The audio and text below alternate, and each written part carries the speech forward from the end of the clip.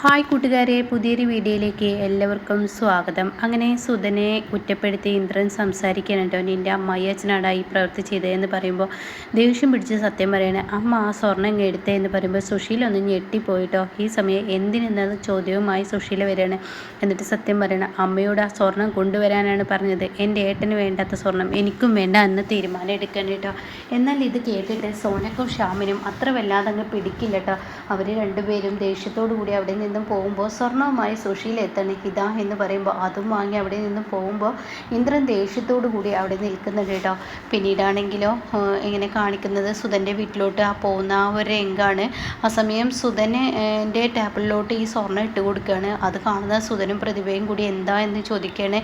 അതെ, നിങ്ങളുടെ ഈ സ്വർണം എൻ്റെ ഏട്ടന് വേണ്ടി പണയം വെക്കാൻ കൊണ്ടുപോകാമെന്ന് ഞാൻ നിങ്ങളോട് വന്ന് പറഞ്ഞതല്ലേ, പിന്നെ നിങ്ങൾ എന്തിനാണ് ആ വീട്ടിൽ വന്ന് എൻ്റെ അമ്മയോട് വേണ്ടാത്തതൊക്കെ എൻ്റെ ഏട്ടനെ കുറിച്ച് പറഞ്ഞതെന്ന് പറയുമ്പോൾ എന്താ നീ പറയുന്നതെന്ന് ചോദിക്കാൻ കേട്ടോ. അപ്പോഴേക്കും പ്രതിഭ സത്യേട്ടാ എന്താ ഈ പറയുന്നത്, മതി നിർത്ത്, ഞാനായി സ്വർണം വന്ന് ചോദിപ്പിച്ചപ്പോൾ തന്നെ നിൻ്റെ അച്ഛനൊരു മുടക്കം പറഞ്ഞു, പിന്നെ എന്തപ്പോൾ ഇത് എന്നൊക്കെ പറഞ്ഞ് ഭയങ്കര ദേഷ്യത്തോടു കൂടി സംസാരിക്കുക കേട്ടോ. അപ്പോൾ സുധൻ അത് തെറ്റിദ്ധാരണയാണ് ഉണ്ടായിരിക്കുന്നത്, ആ തെറ്റിദ്ധാരണ മാറ്റണം എന്നുള്ള ആ ഒരു ലെവലിൽ സംസാരിക്കാൻ ഒരുങ്ങുമ്പോഴേക്കും അവിടെ വീണ്ടും പ്രതിഭ ഇടപെടുകയാണ്. വേണ്ട അച്ഛ വേണ്ട എന്ന് പറഞ്ഞിട്ട് അവിടെ നിന്ന് പോവാണ് കേട്ടോ. അങ്ങനെ സത്യനങ്ങ് ഇറങ്ങി പോകുമ്പോൾ പിന്നാലെ പോയി അത് മാറ്റാമെന്ന് കരുതുമ്പോൾ അവിടെ പ്രതിഭ പറയും, വേണ്ട അച്ഛാ, ഒരിക്കലും നമ്മളായിട്ട് പറഞ്ഞ് തിരുത്തേണ്ട കാര്യമല്ല, സ്വയം ബോധത്തിൽ തോന്നണം, അങ്ങനെ വന്ന് തിരുത്തുന്നതാണ് ഏറ്റവും നല്ലത്, അല്ലാതെ മറ്റുള്ളവർ പറഞ്ഞു കൊടുത്താൽ ഒരിക്കലും സത്യേട്ടനത് വിശ്വസിക്കില്ല, അതുകൊണ്ട് അത് വിട്ടേക്കെന്ന് പറയേണ്ട മോളെ. എന്നാലും എന്ന് പറയുമ്പോൾ സുധനാണെങ്കിലോ സുശീലയുടെ വാലിൽ പിടിച്ച് നടന്നതിനുള്ള ആ ഒരു ശിക്ഷ സുധന് കിട്ടുകയും ചെയ്തു കേട്ടോ.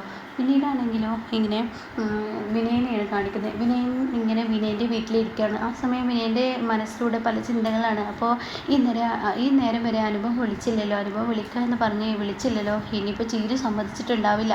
അത് കേട്ട ഉടനെ തന്നെ ലംബോദരൻ പറയണേ, എന്താടാ ചീരു സമ്മതിച്ചില്ലെങ്കിൽ അതിൽ തെറ്റ്, കാരണം ഒരു തെറ്റുമില്ല, അവളുടെ കുഞ്ഞിന് നീ അച്ഛനായ നീ വിലപേശിയാണ് ചെയ്തത്, അത് ഏതൊരു അമ്മയും സഹിക്കില്ല, അതുകൊണ്ട് തന്നെ അവൾ സമ്മതിക്കില്ല എന്നൊക്കെ ഇങ്ങനെ പറയട്ടോ. ആ സമയം വിനയനിങ്ങനെ ദേഷ്യം പിടിക്കണം. ഇതേ സമയം വിനയ നീ ചെയ്യുന്നത് തെറ്റാണ്, കാരണം നീ ആ കുഞ്ഞുങ്ങളെ വിട്ടുകൊടുത്തു കഴിഞ്ഞാൽ ചീരു പിന്നെ ഇങ്ങോട്ടേക്ക് വരില്ല.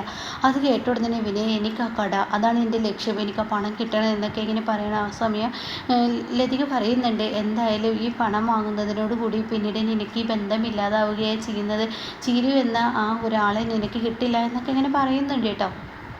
പിന്നീട് ഇപ്പുറത്ത് ഇങ്ങനെ സച്ചിയാണ് കാണിക്കുന്നത്. സച്ചി ഇങ്ങനെ സാവിത്രി അവിടെ ഇങ്ങനെ പണിയെടുക്കുന്നുണ്ട്. ആ സമയം എന്ത് വിളിച്ചിരിക്കുകയാണ്, എന്തുണ്ട് അച്ഛ അമ്മയുടെ വിശേഷങ്ങൾ, അമ്മ ഇപ്പോൾ ഒക്കെ തരണം ചെയ്ത് പഠിച്ചോ എന്ന് ചോദിക്കുമ്പോൾ തീർച്ചയായും നിൻ്റെ അമ്മ ആ പ്രതിസന്ധി മറികടന്നിരിക്കുന്നു, അതുകൊണ്ട് തന്നെ നിൻ്റെ അമ്മയ്ക്ക് ഇപ്പോൾ കുഴപ്പമൊന്നുമില്ല, പഴയ ലെവലിലോട്ട് വരുന്നുണ്ട്.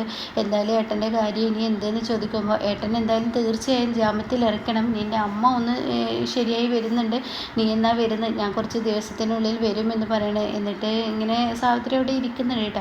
അങ്ങനെ ഫോൺ കട്ട് ചെയ്തതിന് ശേഷം ഉടൻ തന്നെ സാവിത്രി ചോദിക്കുകയാണ്, ആരെ വിളിച്ചത്, എന്തുമോളാണ് ഈ സമയം അവൾ ഇവിടെ ഇല്ലാഞ്ഞ് നന്നായില്ലേ എന്നൊക്കെ ഇങ്ങനെ പറയുമ്പോഴാണ് കേട്ടോ സച്ചി സാറേ എന്ന് പറഞ്ഞ് പുറത്ത് നിന്ന് സുശീല വിളിക്കുന്നത്. സുശീലയെ കാണുമ്പോൾ തന്നെ സച്ചിക്കും സാവിത്രിക്കും ദേഷ്യം പിടിക്കണം. അവർ രണ്ടുപേരും ദേഷ്യത്തോടു കൂടി അകത്തോട്ട് കയറി വരുമ്പോൾ ഉടൻ തന്നെ അവിടെ ചോദിക്കുകയാണ്, എന്തൊരു സുശീല നീ വന്ന്, അയ്യോ ഞാൻ അങ്ങോട്ടേക്ക് വന്ന് സത്യം പറഞ്ഞിട്ട് വന്നതാണ്, നിങ്ങളുടെ ഈ വിഷമഘട്ടത്തിൽ നിങ്ങളെ വന്ന് ആശ്വസിപ്പിക്കണമെന്ന് സത്യം ഞങ്ങളോട് പറഞ്ഞു സച്ചി സാറേ എന്ന് പറയുമ്പോൾ സത്യനെ വെച്ച് പറഞ്ഞത് കൊണ്ട് തന്നെ സച്ചി അവിടെ ഒന്ന് അടങ്ങുകയാണ് കേട്ടോ. ഇതേ സമയം സച്ചി ദേഷ്യമൊക്കെ ഒന്ന് മാറ്റി വെച്ച് സച്ചി സുശീലയോട് പറയണേ, ഇരിക്ക് സുശീല എന്നൊക്കെ പറയണം.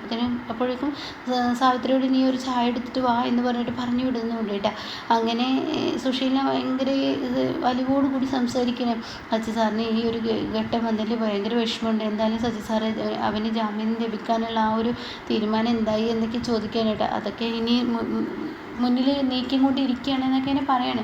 ഇതേ സമയം ഇന്ദുമോൾ എന്തായി, അവൾ അമ്പല ദർശനത്തിന് പോയിരിക്കുകയാണ്, അവളുടെ ഒരു കൂട്ടുകാരിയുണ്ട്, അവരുടെ അമ്മയുമായി കണക്ക് പോയതെന്നൊക്കെ ഇങ്ങനെ പറയുമ്പോൾ എന്തായാലും ഇന്ദുമോൾ ഇവിടെ ഇല്ലാഞ്ഞാൽ നന്നായി, കാരണം ആങ്ങളെയും പെങ്ങളെ അത്ര വലിയ സ്നേഹമാണല്ലോ, ആ സ്നേഹം ഇല്ലാതാവുകയായിരുന്നു ചെയ്തിരുന്നത്, എന്തായാലും അവൾ പോയത് നന്നായി എന്നൊക്കെയുള്ള ആ വാക്കുകൾ പറയാനായിട്ടാണ്. അപ്പോൾ ഇതൊക്കെ കേൾക്കുമ്പോൾ ശരിയാണ് നിങ്ങൾ പറഞ്ഞത് എന്നൊക്കെ സുശീലയും പറയാണ്. അങ്ങനെ ഇനിയിപ്പോൾ എൻ്റെ മകൻ സത്യൻ ഇങ്ങോട്ടേക്ക് വന്നാൽ ഇനി പ്രശ്നമാവുകയാണ്, അവൻ നിങ്ങളെ സഹായിക്കാനോ ഒക്കത്തിന് അവന് വരണമെന്ന് പറയുന്നുണ്ട്, പക്ഷെ അത് പ്രശ്നമാവുകയാണ് എന്നൊക്കെ പറയുമ്പോൾ സാവിത്രി ചായയുമായി വന്നിട്ട് അപ്പോൾ സാവിത്രി പറയും എന്ത് പ്രശ്നമെന്ന് ചോദിക്കാൻ, അല്ല ഇന്ദുവും സത്യനെയും കൂടി കല്യാണം കഴിക്കാൻ വെച്ചതാണല്ലോ, നാട്ടിൽ മുഴുവൻ ആ ഒരു പാട്ട് ഉണ്ടായതുമാണ്, അവരെല്ലാവർക്കും ആ ഒരു സംസാരവും ചർച്ചയൊക്കെ വന്നതാണ്, അതുകൊണ്ട് ഇനിയിപ്പോൾ ഇങ്ങോട്ടേക്ക് വന്നാൽ ഇനി അവരുതാത്ത ബന്ധം എന്തെങ്കിലും നടക്കുന്നുണ്ടോ, മാത്രമല്ല ഇന്ദുവിൻ്റെ വിവാഹം വേണ്ടെന്ന് അവനുമായിട്ട് ഇപ്പോൾ ഒരു തെറ്റിലുമാണല്ലോ എന്നൊക്കെ ഇങ്ങനെ പറയുമ്പോൾ ഉടൻ തന്നെ സാവിത്രി പറയണം അതിനെന്ത്, ഇപ്പോൾ ഇന്ദുമോൾ ഇവിടെ ഇല്ലല്ലോ, സത്യന് എപ്പോൾ വേണമെങ്കിലും കയറി വരാം എന്ന് പറയാം കേട്ടോ. പിന്നീട് ഷാമിനെയും സോനയാണ് കാണിക്കുന്നത്, ഇവർ രണ്ടുപേരും ഇങ്ങനെ സംസാരിക്കണം. സോന വന്നിട്ട് പറയാണ് എന്താണ് ഈ വീട്ടിൽ നടക്കുന്നത്, അപ്പോൾ ശ്യാം പറയണത് ഞാനാണ് അത് പറയാൻ നിന്നത്, എന്താണ് ഈ വീട്ടിൽ നടക്കുന്നത്, ഒരു ദിവസം ഒരു പ്രശ്നമാണെങ്കിൽ മറ്റു ദിവസം വേറൊരു പ്രശ്നം, എന്തൊരു വീടാണിത്, മനുഷ്യരും മടുത്തു എന്നൊക്കെ ഇങ്ങനെ പറയുമ്പോൾ ഉടൻ തന്നെ സോന ചോദിക്കുക എന്താ ശ്യാമേട്ട ഇങ്ങനെയൊക്കെ, പിന്നെ ഈ സുധനങ്ങൾ ഇങ്ങനെയൊക്കെ ചെയ്യുന്നതിന് എനിക്ക് തോന്നുന്നുണ്ടോ, അത് കേൾക്കുന്ന സോന പറയണത് ഒരിക്കലും എനിക്ക് അങ്ങനെ തോന്നുന്നില്ല, കാരണം സുധനങ്ങൾ ഒരു പാവമാണ്, സുധനങ്ങൾ അങ്ങനെ ഒരിക്കലും ചെയ്യില്ല, അപ്പോൾ പഴയതുപോലെ തന്നെ നിൻ്റെ അമ്മ ഇവിടെ പ്രതി നിൻ്റെ അമ്മ തന്നെയാണ്, അമ്മയാണ് ഇതിന് പിറകിൽ കളിച്ചിരിക്കുന്നത്, അതൊക്കെ നമുക്ക് പറയാൻ പറ്റില്ലല്ലോ. അത് കേട്ടോടെ തന്നെ അതൊന്നുമല്ല ഇപ്പോഴത്തെ പ്രശ്നം, ഇപ്പോൾ ട്രാവൽസ് പോലും പൂട്ടിപ്പോകുന്ന ഒരു അവസ്ഥയിലോട്ടാണ് കാര്യങ്ങൾ പോകുന്നത്, അതെന്താ എന്ന് ചോദിച്ച ഉടനെ അത് തന്നെ ഞാൻ പറഞ്ഞു വരുന്നത്, ട്രാവൽസ് പോലും ഇപ്പോൾ പൂട്ടും, ആ അവസ്ഥയിലോട്ടാണ് കാര്യങ്ങൾ പോകുന്നത്, ട്രാവൽസിൻ്റെ മെയിൻ്റെനൻസ് പണിക്കും കാര്യങ്ങൾക്കൊക്കെ വേണ്ടി 15 ലക്ഷം മാറ്റി വെച്ചിരുന്ന ആ പൈസ എടുത്തിട്ടാണ് അനുപമക്ക് കൊടുക്കാൻ നിന്നത്, എന്നാൽ ഈ പണത്തിൻ്റെ കുറവ് കൊണ്ട് തന്നെ 10 ലക്ഷം കുറവുകൊണ്ട് തന്നെ ഇനി ബാക്കിയുള്ള കാര്യങ്ങൾ ചെയ്യാൻ കഴിയില്ല, അതുകൊണ്ട് തന്നെ നീണ്ടു പോവുകയാണ് ചെയ്തത്, ഇപ്പോൾ ഡീസൽ അടിക്കാൻ പൈസ പോലും ഇല്ലാത്ത അവസ്ഥയിലാണ്, ഇനി എന്ത് ചെയ്യുമെന്ന് പറയാൻ പറ്റില്ല, ഇനി ആ പണിയിൽ നിന്നിട്ട് കാര്യമില്ല, അതിൽ പ്രയോജനമുണ്ടെന്ന് എനിക്ക് തോന്നുന്നില്ല, അതുകൊണ്ട് നമുക്ക് വേറെ പണി നോക്കുകയാണ് നല്ലത്, ജീവിക്കാൻ മുന്നോട്ട് പോകാൻ വേറെ ഒരു ജോലി നോക്കണമെന്ന് പറയുമ്പോൾ സോന ഉടൻ തന്നെ പറയും എന്തിന് നിങ്ങൾ ഗൾഫിലോട്ട് അവിടോട്ട് ഇവിടോട്ട് എന്ന് പറഞ്ഞിട്ട് പോയിട്ട് വല്ലതിലും ചെന്ന് തലയിട്ട് കഴിഞ്ഞാൽ ഞാൻ ഇവിടെ ടെൻഷൻ അടിച്ച് മരിക്കാനോ എന്നൊക്കെ സോന ചോദിക്കുന്നുണ്ട് കേട്ടോ. ആ സമയം ഒന്നും മിണ്ടാതെ ഇങ്ങനെ ക്ഷാമം ഇരിക്കുകയാണ്. പിന്നീട് വിനയനെ തന്നെയാണ് കാണിക്കുന്നത്. വിനയൻ എന്താ അനുപമ വിളിക്കാത്തതെന്നുള്ള ആ ടെൻഷനിൽ ഇരിക്കുമ്പോഴാണ് കേട്ടോ അനുപമയുടെ ഫോൺ കോൾ വരുന്നത്. ഉടൻ തന്നെ വിനയൻ പറയുന്നുണ്ട് ആ അനുപമയാണല്ലോ വിളിക്കുന്നതെന്ന് പറഞ്ഞ് ഫോൺ എടുക്കുകയാണ്. ആ എന്താ അനു വിളിച്ചതെന്ന് പറയുമ്പോൾ അല്ല വിനയ പൈസയുടെ കാര്യം സംസാരിക്കാൻ, എന്താ പൈസ റെഡിയായില്ലേ? പൈസ റെഡിയായില്ല എന്നല്ല, പൈസ തന്നാൽ നീ അതിന് തയ്യാറാണ്? ചിരുവിൻ്റെ മക്കളെ വിട്ടു തരുമോ?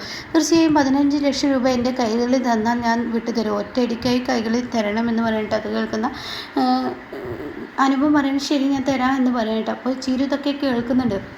അപ്പോൾ അതിനിടയ്ക്ക് അനുപമ ഒന്ന് സ്റ്റെക്കാവുന്നുണ്ട് കേട്ടോ. അപ്പോൾ വിനയൻ പറയണേ 15 ലക്ഷം തീർച്ചയായും എനിക്ക് തന്നു കഴിഞ്ഞാൽ അതിലൊരു രൂപ അങ്ങോട്ടും ഇങ്ങോട്ടും കുറയാതെ തന്നു കഴിഞ്ഞാൽ തീർച്ചയായും 2 മക്കളെയും ഞാൻ തിരിച്ചു തരുമെന്ന് പറയട്ടോ. അങ്ങനെ അത് പറഞ്ഞ് ഫോൺ കട്ട് ചെയ്യുന്നുണ്ട്.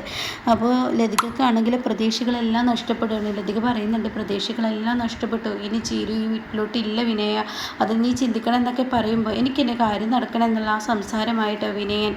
പിന്നീട് കാണിക്കുന്നത് ഇന്ദ്രനെയാണ്. ഇന്ദ്ര അനുപമയുടെ വീട്ടിലോട്ട് വന്നിരിക്കും. അപ്പോൾ അനുപമ ഇങ്ങനെ പെട്ടെന്ന് ഇന്ദ്രൻ ഇങ്ങനെ വന്നിട്ട് ഇങ്ങനെ മിണ്ടാതെ നിൽക്കുകയാണ്. എന്താ വന്നത് എന്ന് ചോദിക്കാനായിട്ട്. അത് കേട്ട ഉടനെ അത് പിന്നെ എന്ന് പറഞ്ഞിട്ട് അവിടെ ചെയറിൽ ഇരിക്കുന്നുണ്ട്. എന്താ എന്ന് ചോദിക്കുമ്പോഴേക്കും അനുപമയുണ്ട് കേട്ടോ. അപ്പോൾ എന്താ മോനെ നീ വന്നത് എന്ന് പറയുമ്പോൾ അല്ല പൈസ ഇന്ന് തരാമെന്ന് പറഞ്ഞതിൽ 10 ലക്ഷത്തിൻ്റെ ഒരു കുറവുണ്ടെന്ന് പറയട്ടെ.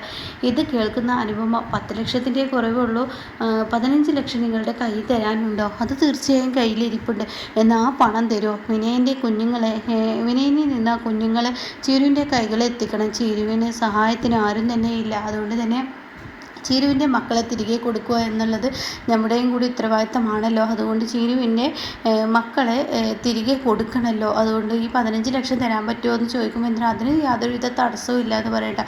എന്നാൽ ശരി ഞാനത് എടുത്തിട്ട് വരാം എന്ന് പറയുന്നുണ്ട്. പിന്നീട് വിച്ചു വന്ന് അച്ഛനെ കെട്ടിപ്പിടിക്കൽ അങ്ങനെ യാറ്റ പറയലൊക്കെയാണ് ഇന്നത്തെ എപ്പിസോഡിൽ വന്നിരിക്കുന്നത് കേട്ടോ.